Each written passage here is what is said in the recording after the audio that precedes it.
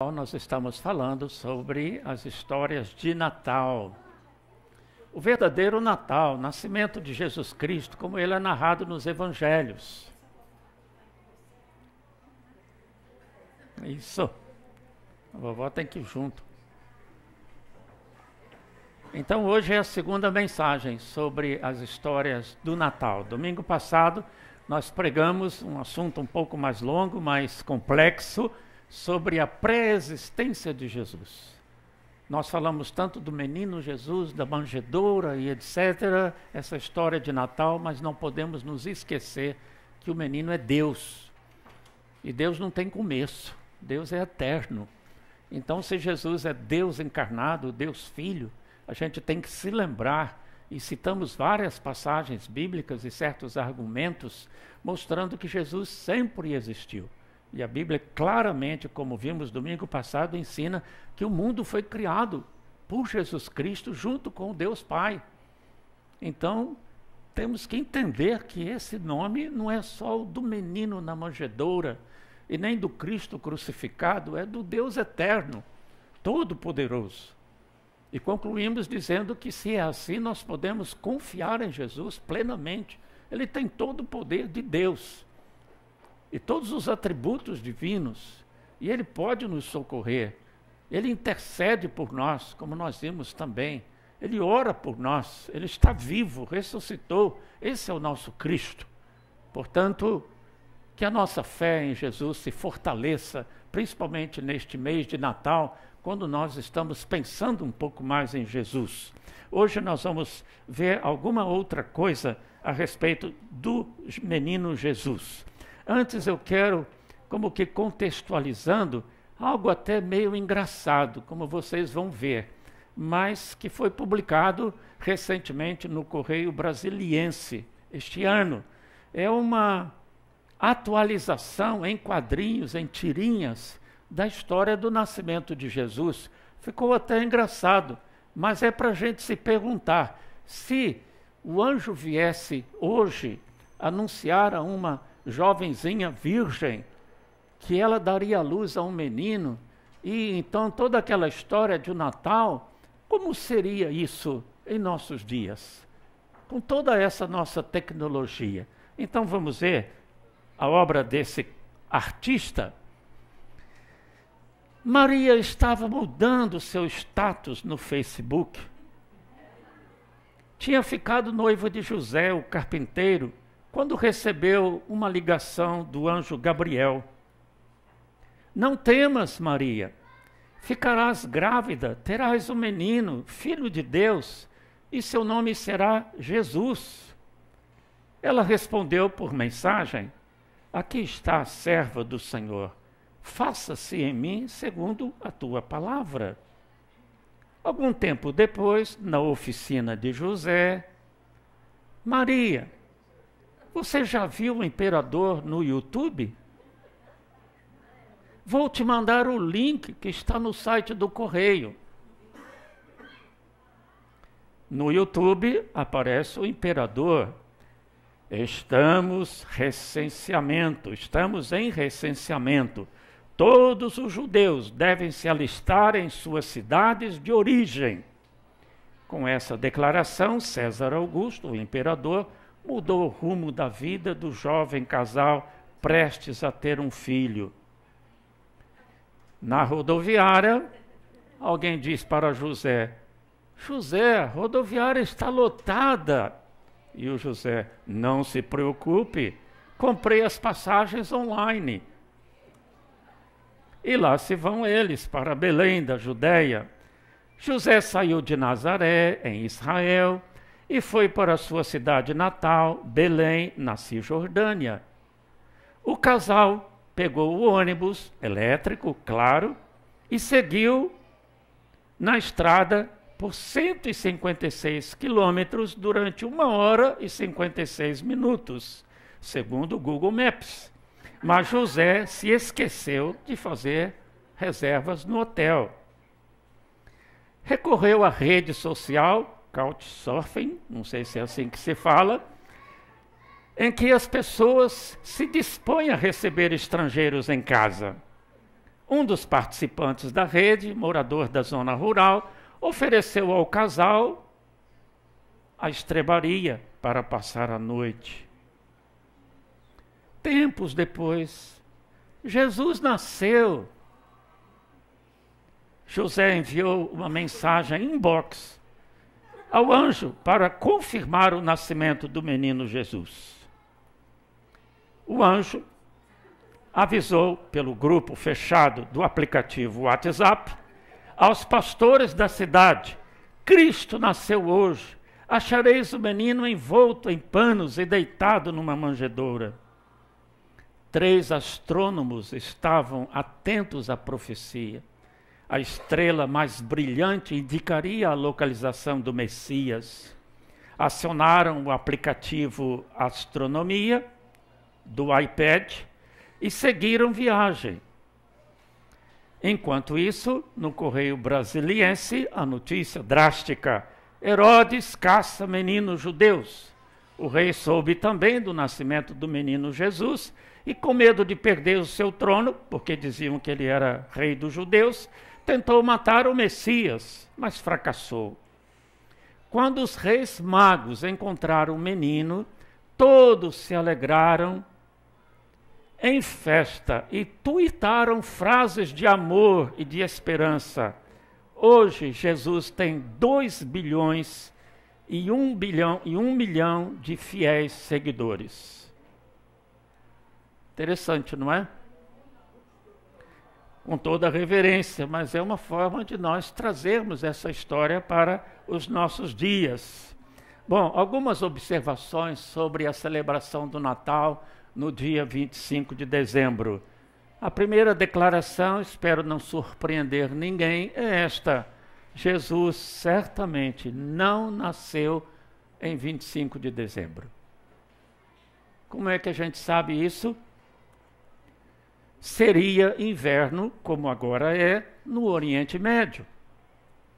E sendo inverno, seria inviável um recenseamento, como nós sabemos que aconteceu, porque locomover tanta gente, cada um voltando à sua cidade natal para o recenseamento, conforme as leis romanas, eles não podiam fazer essa viagem no inverno, com muita neve, muito frio, e Maria não poderia dar à luz a uma criança num fundo de quintal, numa estrebaria perto de animais.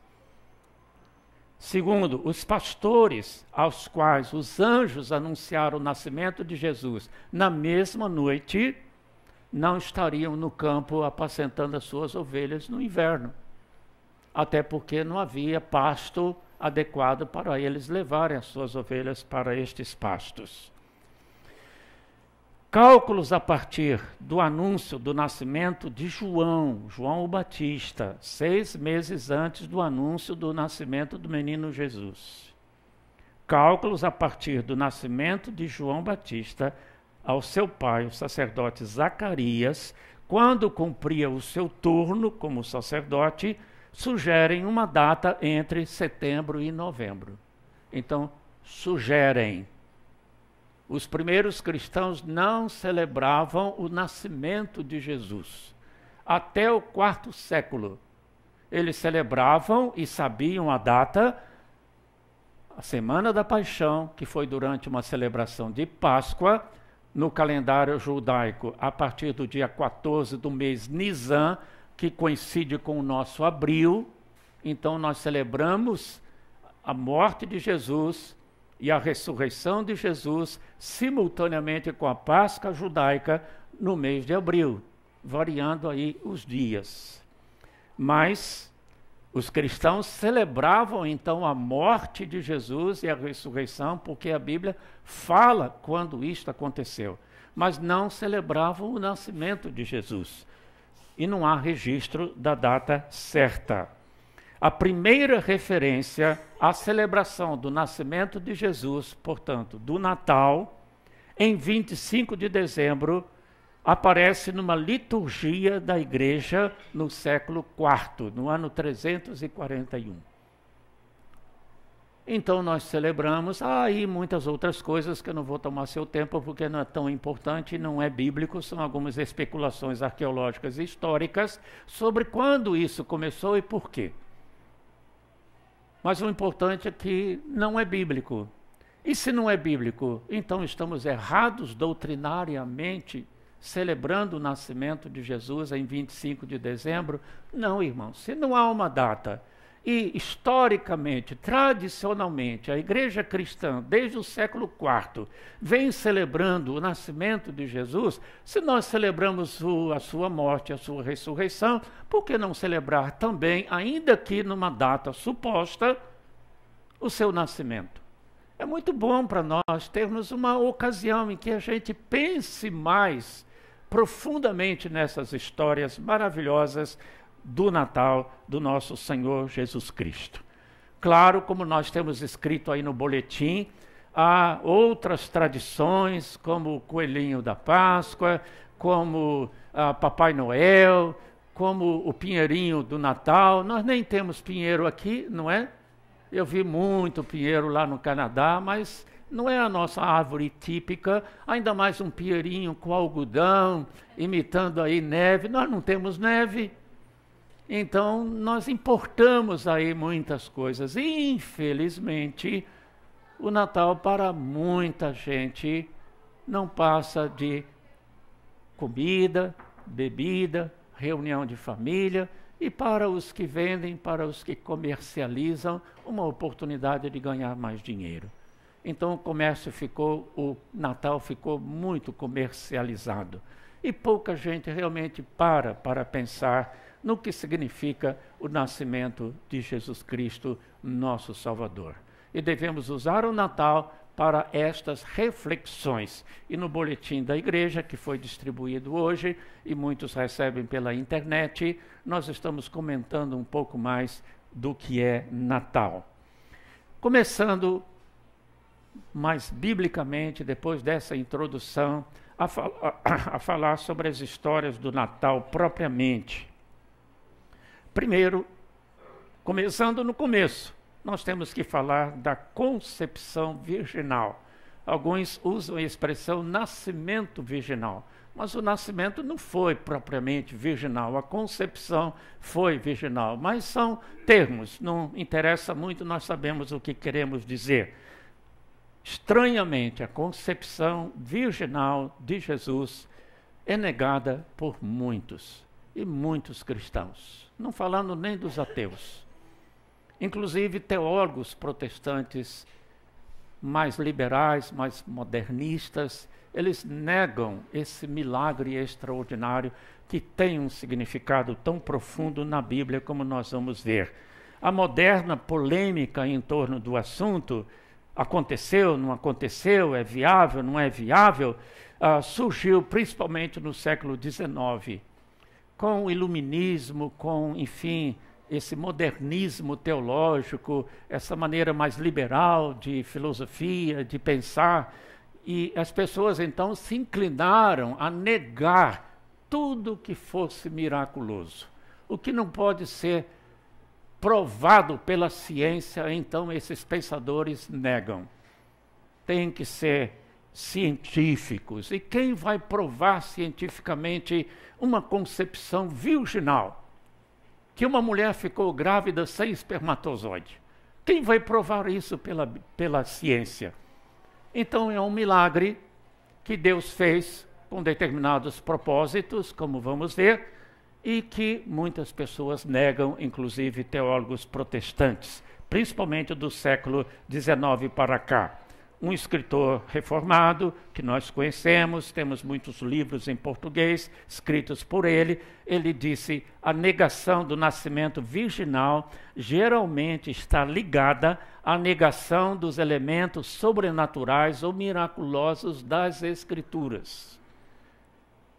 Esses pensadores, teólogos, negam, como eu disse, todo e qualquer milagre, então negam também o nascimento virginal de Jesus. Porém, e graças a Deus, a maioria dos cristãos acredita na concepção virginal de Jesus e que tem uma importância vital para a nossa fé bíblica cristã.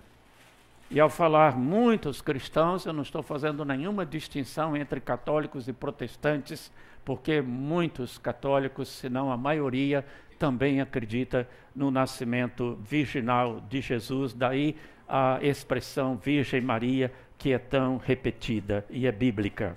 A encarnação do Verbo, o que nós pregamos domingo passado, o Filho de Deus, pré-existente e glorioso, pedia mesmo, irmãos, uma concepção extraordinária.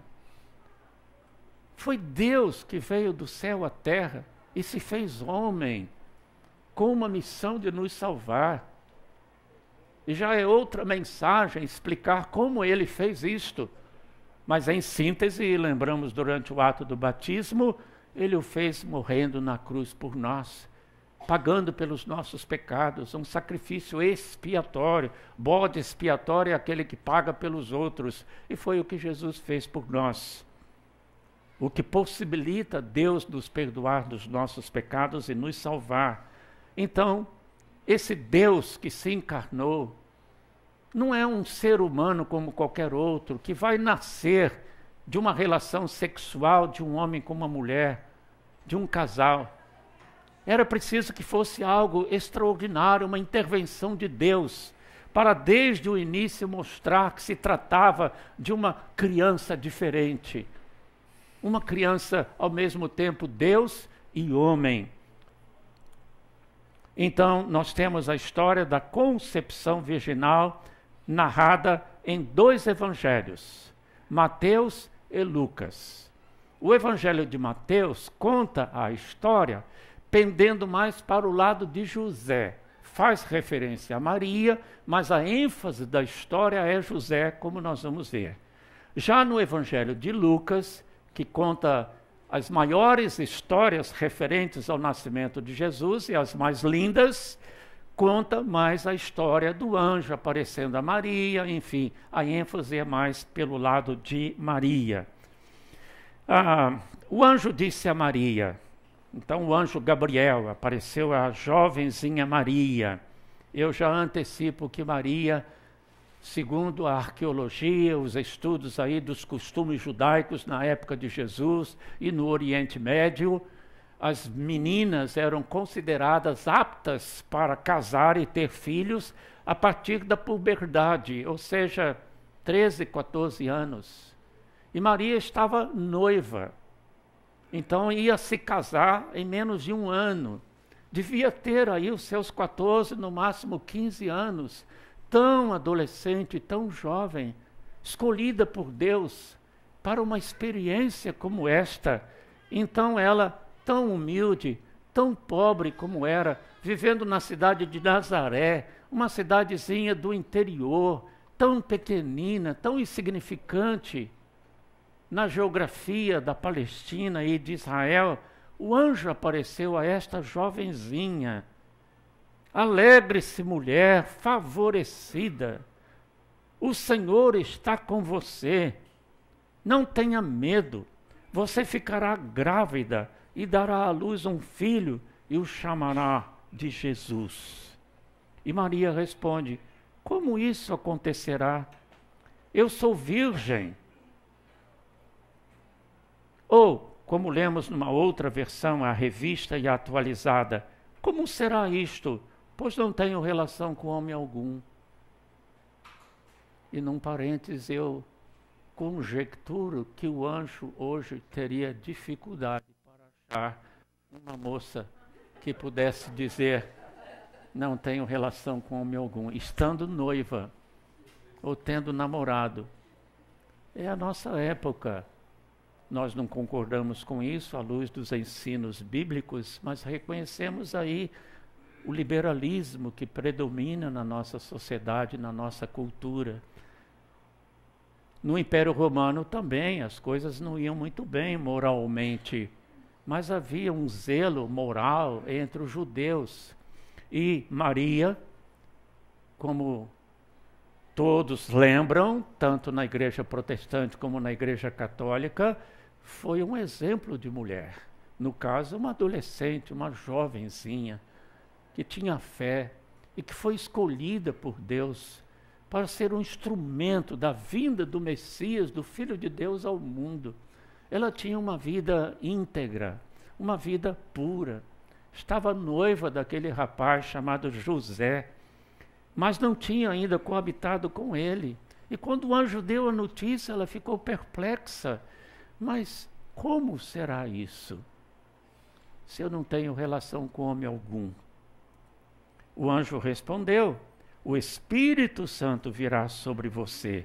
O bebê que há de nascer será santo e será chamado Filho de Deus.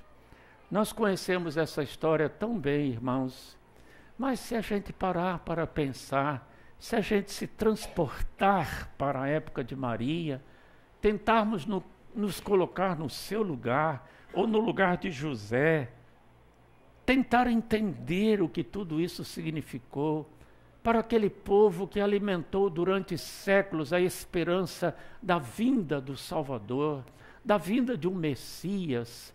Maria logo deve ter se lembrado de uma profecia do profeta Isaías, 800 anos antes de Jesus nascer. A Virgem conceberá e dará à luz a um filho. A promessa estava lá, já há 8 séculos. E quando Maria ouviu estas palavras, ela deve ter ficado mesmo atemorizada ou muito comovida. Mas então é cumprimento daquela profecia, então é o Messias que vai nascer. Mais que o privilégio pessoal, ela pensou no seu povo e pensou no mundo. Deus está cumprindo as suas promessas, está enviando o Salvador, o Messias. Vai começar uma nova era, a era cristã. Imagine os pensamentos de Maria e outros pensamentos que vamos considerar logo à frente. Mas notem que Maria não pediu um sinal ou uma comprovação daquilo que o anjo estava dizendo. O Espírito Santo virá e você conceberá. O que foi que ela perguntou ao anjo? Como será isto? Contrastemos isso com o que aconteceu com Zacarias, o pai de João Batista, quando estava lá no templo, cumprindo o seu turno sacerdotal, e um anjo lhe apareceu e disse que a esposa dele, já idosa e tida como estéril, daria à luz a um filho, e o nome dele seria João. E este João seria o precursor do Messias, que viria preparar o caminho para Jesus. O Zacarias, embora sendo um sacerdote do povo de Israel, perguntou ao anjo: como saberei isto? Maria perguntou: como será isto? Mas Zacarias: como saberei isto? E o anjo deu uma resposta à altura: como saberei? Eu sou um anjo enviado por Deus e lhe estou dizendo que a sua esposa vai ficar grávida e vai dar à luz a um menino, João. E como você me pergunta, como vai saber isso, se eu estou dizendo? Então foi uma fraqueza de fé deste sacerdote. E como castigo, Deus o fez ficar mudo até o nascimento do menino. Durante 9 meses ele não abriu mais a boca, para não dizer bobagem. E quando o menino nasceu, e as pessoas perguntaram que nome o menino vai ter, a mulher falou: João.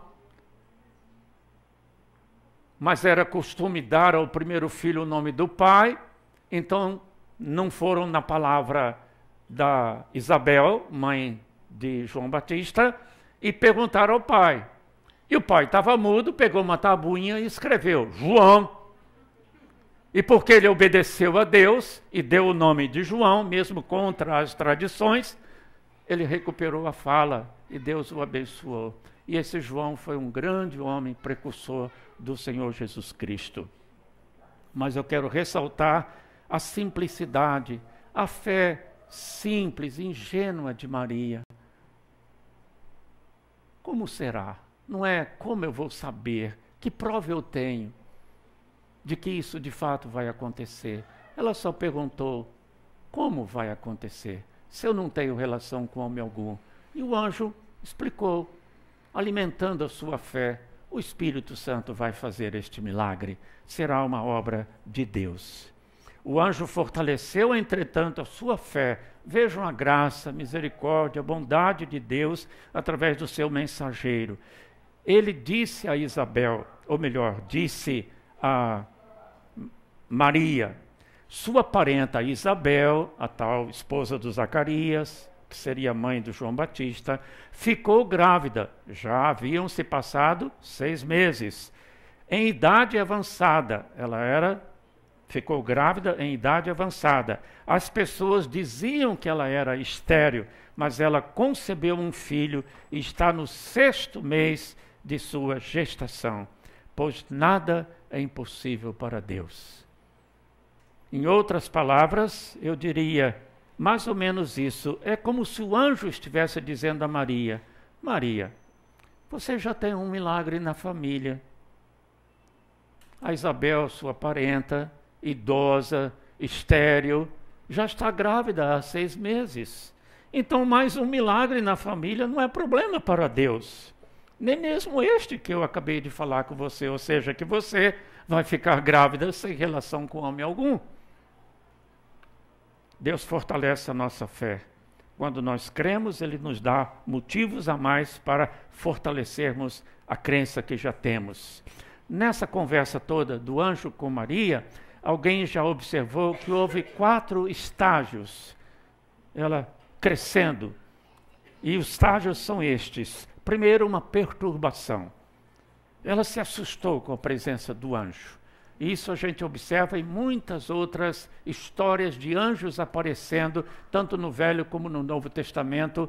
E o que aconteceria conosco se de repente você está lá no seu quarto e aparece um vulto todo branco, iluminado, dizendo que é um mensageiro de Deus? Sei lá se alguns pulariam da janela, né? Ou é um fantasma.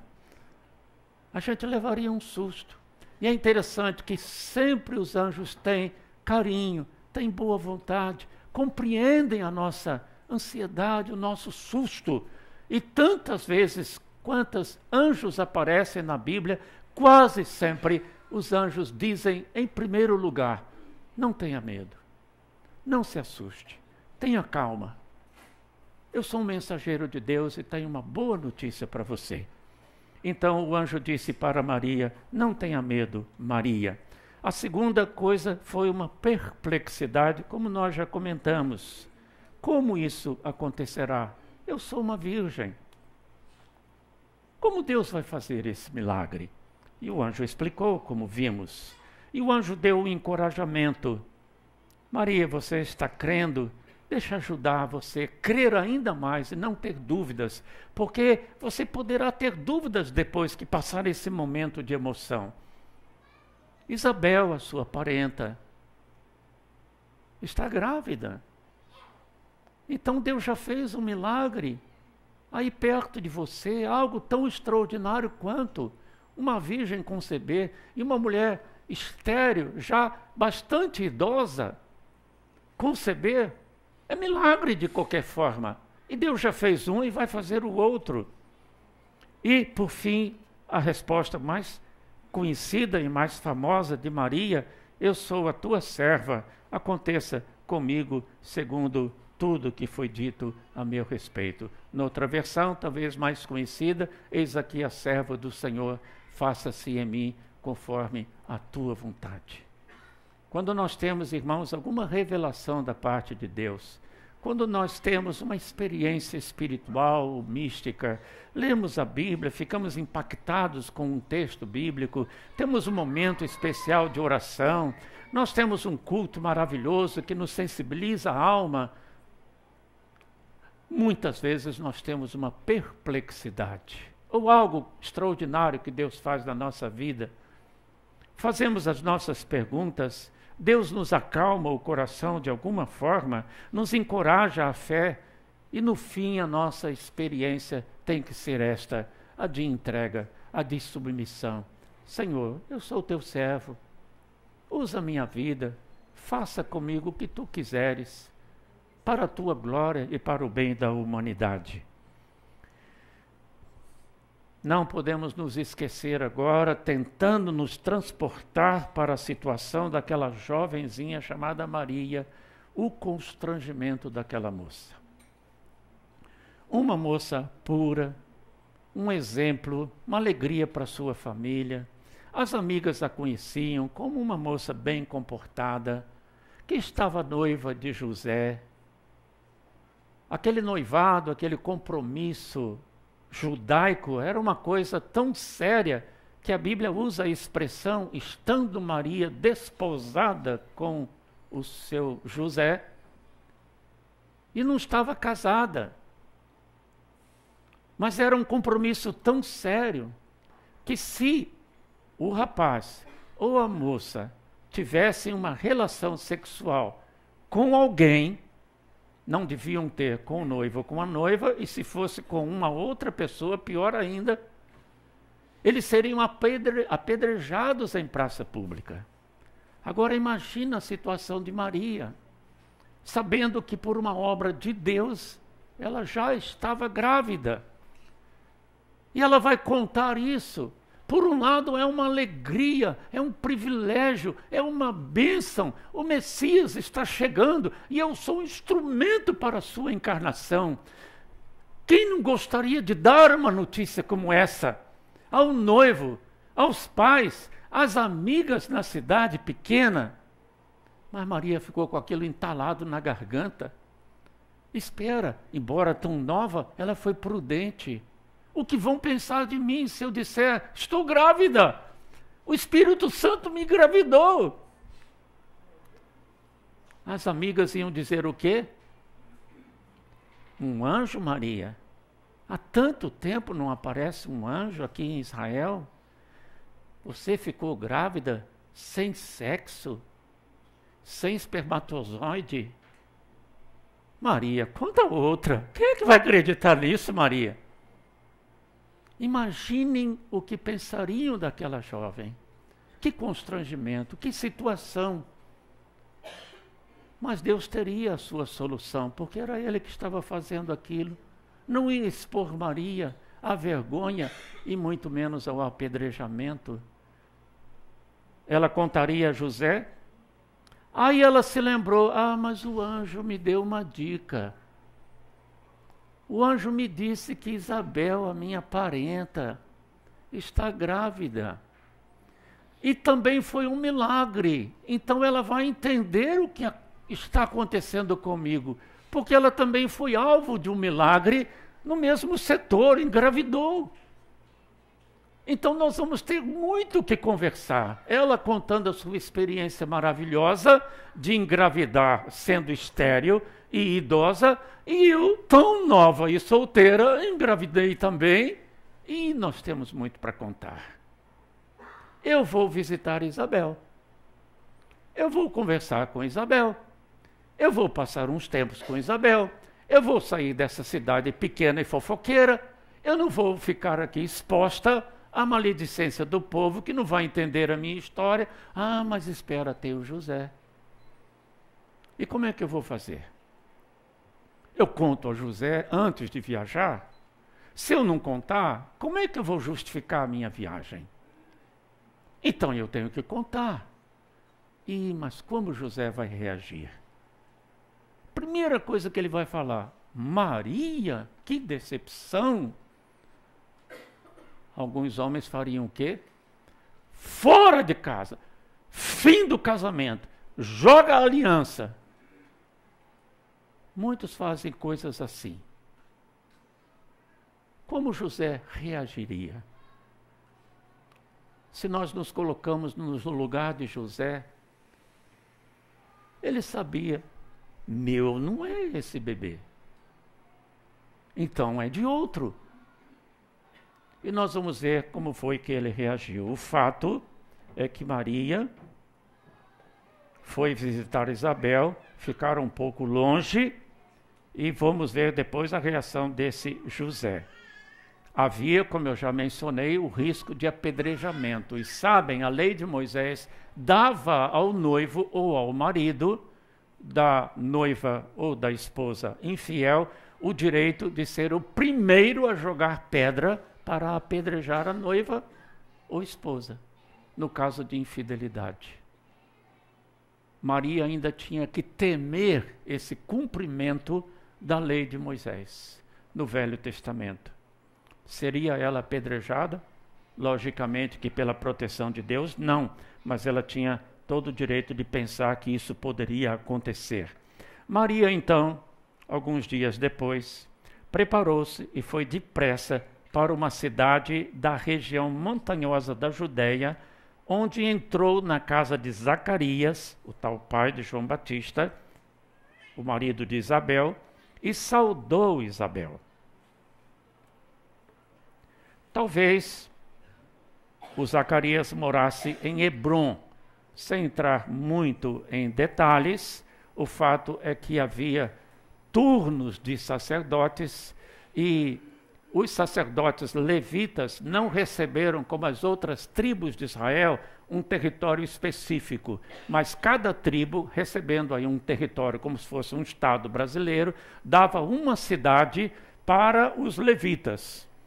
E a cidade de Hebrom, no sul da Palestina, era uma das cidades dos levitas. E como o templo de Jerusalém estava ali perto, é bem possível que esse sacerdote, como os demais, morassem na cidade de Hebrom, cidade levítica, cidade sacerdotal, que ficava a cerca de 162 quilômetros de Nazaré.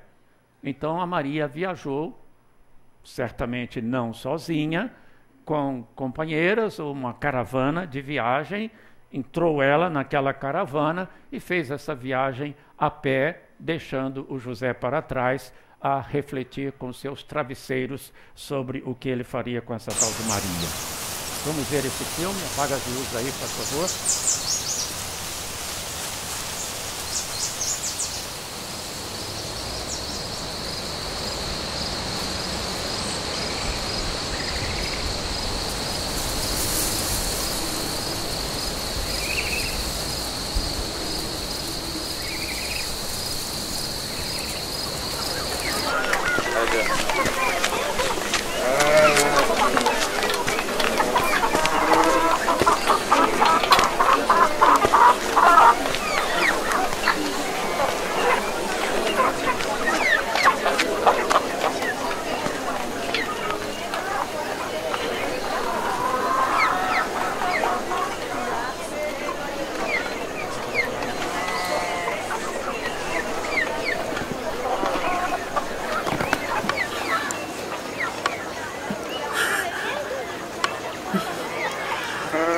Paz seja contigo, cara prima.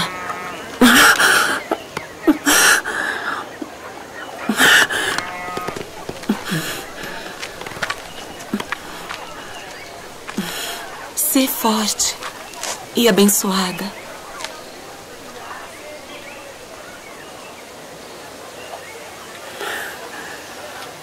Bendita és tu entre as mulheres.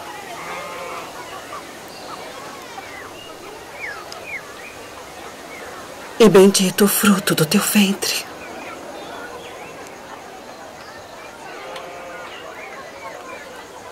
E de onde me provém isso? Que a mãe do meu Senhor venha a mim. Pois eis que, ao chegar aos meus ouvidos a voz da tua saudação, a criancinha saltou de alegria no meu ventre.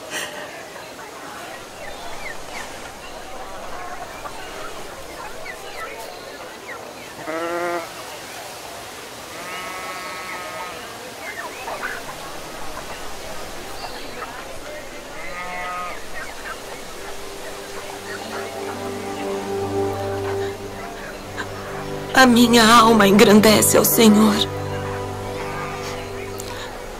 E o meu espírito se alegra em Deus, meu Salvador, porque atentou na baixeza de sua serva. Pois eis que, desde agora, todas as gerações me chamarão de bem-aventurada, porque me fez grandes coisas, o poderoso. e santo é seu nome. E a sua misericórdia é de geração em geração sobre os que o temem. Com seu braço agiu valorosamente. Dispersou os soberbos no pensamento de seus corações. Depois dos tronos, os poderosos. E elevou os humildes. Encheu de bens os famintos. E despediu de mãos vazias os ricos.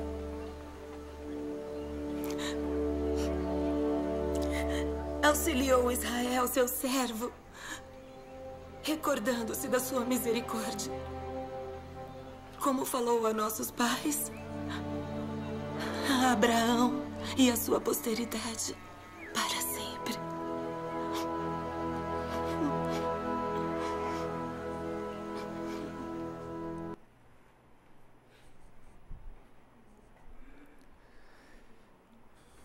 Esse discurso pequeno de Maria, na ocasião, é conhecido como Cântico de Maria e é conhecido como Magnificat, que é a primeira palavra em latim que ela disse: a minha alma engrandece, magnificado, engrandecido seja o Senhor. Alguns cristãos até rezam esse Cântico de Maria, repetem esse Cântico de Maria, que de qualquer forma é muito bonito. Tão altamente privilegiada essa Maria, todavia ela não se envaideceu, não se orgulhou, não contou prosa, continuou humilde, engrandecendo ao Senhor, autor daquela obra na sua vida em Israel e na humanidade. Além disso, ela reconheceu os seus próprios pecados. E aqui há, certamente, como é conhecido, uma divergência, uma polêmica entre protestantes e católicos. Eu não quero entrar nos detalhes, mas é interessante observar que ela se referiu a Deus como seu Salvador. Não precisaria de um Salvador se tivesse sido gerada imaculadamente. Daí a expressão Imaculada Conceição. Ela, como todo ser humano e como a Bíblia ensina, tinha os seus próprios pecados e todavia era temente a Deus, era um exemplo de vida, era uma inspiração e foi selecionada por Deus para essa missão. Mas ela dependia de Deus para a sua própria salvação.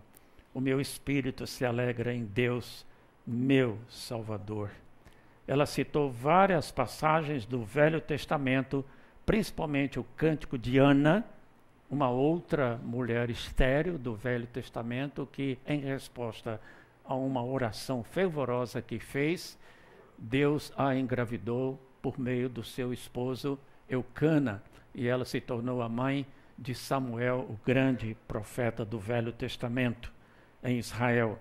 Então, a jovenzinha Maria conhecia o cântico daquela outra grávida do Velho Testamento e repetiu algumas das palavras de Ana, inclusive falando de que Deus depõe os reis orgulhosos e soberbos e exalta as pessoas humildes. De fato, no Novo Testamento nós lemos: aquele que se exaltar será humilhado, aquele que se humilhar será exaltado. Parece que Maria, então, conhecia muito bem a Bíblia, pelo menos a Bíblia escrita até então, o Velho Testamento, a Torá dos judeus. Ela refere os atos soberanos de Deus contra os soberbos, em defesa dos humildes e a favor de Israel, o que significa que ela confiava na justiça divina. E Maria ficou 3 meses com Isabel e depois voltou para casa e foi então encarar o seu noivo e saber qual teria sido a reação de José. E como eu disse, a história da concepção de Jesus em Mateus gira em torno da pessoa de José e está relatada em Mateus 1, 18 a 25. Nós sabemos que a história diz que José estava cogitando de desmanchar o noivado, profundamente decepcionado com a sua jovem noiva, porque sabia que o menino não era dele. Então, o que ele poderia pensar? E assim, cogitando, ele todavia, sendo um homem justo, um homem íntegro, um homem bondoso, embora considerando sua noiva infiel e tendo ele a lei do seu lado, com o direito até de apedrejar a noiva em praça pública, ele resolveu uma coisa que eu sempre admirei, muito nobre da parte dele. Como quem diz, por minha boca, ninguém saberá o que Maria fez. Eu não vou botar a boca no trombone e difamar a minha noiva. Eu acabo o noivado e Deus que cuide dela. Ele é o juiz. Eu acho isso muito nobre, muito bonito, e Deus recompensou esta nobreza, esta generosidade, esta atitude bondosa de José. E um anjo apareceu a José no meio da noite, num sonho. E o anjo, enviado por Deus, tranquilizou José, a sua ira, a sua indignação, a sua decepção, a sua tristeza eram plenamente justas. E o anjo apareceu e lhe disse: José, não temas receber Maria por tua mulher, porque o que nela está gerado é obra do Espírito Santo. Em outras palavras, José, ela não foi infiel a você. Deus fez esse milagre porque o Messias está chegando, é a maneira como Deus resolveu trazer o seu filho ao mundo. Ela vai ser a mais bem-aventurada de todas as mulheres. Vai e casa com ela. E outra vez tentamos nos colocar no lugar de José. O povo falando, e agora os rapazes dizendo para José: cara, o que eles iriam dizer? Como você tem coragem de casar com ela que está grávida e o filho não é seu? Ela foi infiel a você, José. Que isso? A lei de Moisés dá a você o direito até de matá-la em praça pública. E você vai casar com ela? Que amor louco é esse? E o José firme na palavra de Deus. Deus vai cuidar da língua do povo. Eu vou fazer a vontade de Deus. Não interessa o que os outros vão falar, o que a sociedade vai dizer. Eu estou com Deus. E quantas coisas, irmãos, nós temos que fazer por convicção cristã. Porque é assim que a Bíblia diz. Em nossos dias, podemos nós dizer algo contra o homossexualismo? Contra a ideologia de gênero, por exemplo? Imediatamente vamos ser taxados de preconceituados, retrógrados e etc. Podemos abrir mão daquilo que a Bíblia fala? Não podemos. Não vamos segregar ninguém.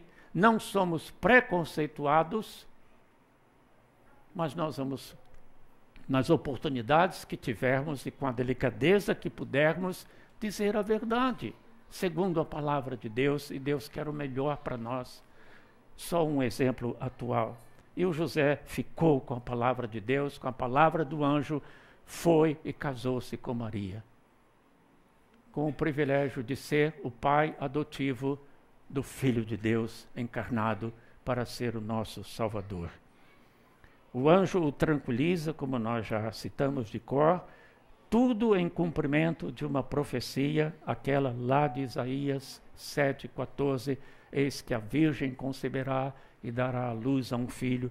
Isso foi dito ao profeta 8 séculos antes de Jesus nascer. José obedece a despeito das más línguas e, todavia, ele toma uma outra decisão, não exigida pela lei, não exigida pela sociedade, porém algo do escrutínio pessoal. Ele simplesmente decidiu não ter relações sexuais com Maria, agora sua esposa, até que o menino nascesse. E aqui há também uma outra controvérsia na cristandade, e que também não vou entrar em detalhes, não é um ponto essencial para a nossa salvação, não é uma doutrina da qual dependa a nossa relação com Deus, é apenas uma verdade bíblica. Mas por causa de certas ideias acerca de sexo como algo não absolutamente santo, no contexto histórico da igreja cristã, costuma-se dizer que Maria não se deu à vida conjugal, sexual com José e não teve outros filhos. Mas o texto mais clássico da Bíblia diz que José não teve relações com ela até o menino nascer. O que dá a entender que depois que o menino nasceu, respeitada o resguardo, José se deu uma vida normal de casados com a bênção de Deus, porque isso é obra de Deus, e Maria teve outros filhos e Jesus teve irmãos cujos nomes são mencionados na Bíblia. Mas, como eu disse, que isso não separe cristãos, porque não é algo tão essencial em relação à nossa salvação. A Bíblia católica, uma delas, a Bíblia Ave Maria, diz, atenuando aí esse conflito, sem que ele a tivesse conhecido, ela deu à luz. Em conclusão, qual é a importância de tudo isso, irmãos? Além de recordar histórias bonitas e essas lições já apontadas, qual a importância de Jesus ter nascido de uma virgem? Muitas importâncias, muitas coisas importantes, eu quero mencionar apenas 3. Esta é uma entre outras muitas evidências da plena divindade e da plena humanidade de Jesus. Jesus nasceu de uma mulher como um bebê, depois de uma gestação de 9 meses. Maria trocou fraldas, Jesus sujou fraldas, Jesus brincou, Jesus aprendeu na escola, plena humanidade. Quando adulto, Jesus teve fome, Jesus comeu, Jesus se cansou, Jesus suou na carpintaria do seu pai José, homem. Não podemos nos esquecer de que Deus se fez homem. Porém, para ser o que foi e é, e ressuscitar dentre os mortos, e fazer todos os milagres que fez, e significar para nós o que significa, ele também é Deus. E a nossa mente finita, muitas vezes científica, nunca poderá explicar isto. Mas isto é doutrina consagrada, tanto no catolicismo romano como na igreja protestante. Jesus é o Deus homem. Quando o anjo apareceu a José e disse, casa com Maria, é obra do Espírito Santo, ela vai dar à luz a um menino e você o chamará de Jesus, porque ele salvará o seu povo dos seus pecados. Aí o evangelista Mateus, que conta a história, cita aquela profecia de Isaías e diz, tudo isso aconteceu para que se cumprisse o que foi dito pelo profeta Isaías, ou seja, a virgem conceberá e dará à luz a um filho e o seu nome será Emanuel.